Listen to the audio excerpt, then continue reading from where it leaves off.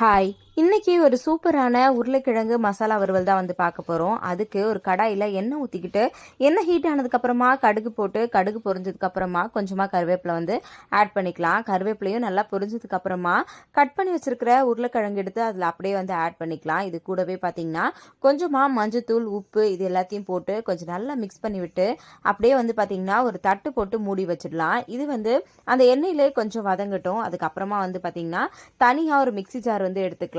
அதில் வந்து பார்த்தீங்கன்னா ஒரு ஸ்பூன் மிளகாத்தூள் வந்து ஆட் பண்ணிக்கலாம், ஒரு ஸ்பூன் தனியாத்தூளும் ஆட் பண்ணிட்டு கூடவே கொஞ்சமாக சோம்பு, ஒரு ஸ்பூன் வந்து சீரகம், அது கூடவே வந்து பார்த்தீங்கன்னா ஒரு ஸ்பூன் மிளகு, இது எல்லாத்தையும் பேஸ்ட் மாதிரி இந்த மாதிரி கொஞ்சமாக தண்ணி விட்டு அரைச்சி எடுத்துக்கலாம். நம்ம மூடி வச்சிருந்த உருளைக்கிழங்கு அதுக்குள்ளே வெந்துட்டு இருக்கோம். அது கூடவே இந்த மசாலாவை அப்படியே ஆட் பண்ணி நல்லா வந்து பார்த்தீங்கன்னா கொஞ்ச நேரம் சிம்மில் வச்சு இதே மாதிரி பரட்டி எடுத்தோம் அப்படின்னா ஒரு சூப்பரான மசாலா உருளைக்கிழங்கு வறுவல் ரெடி. செஞ்சு பார்த்துட்டு எப்படி இருக்குன்னு சொல்லுங்கள்.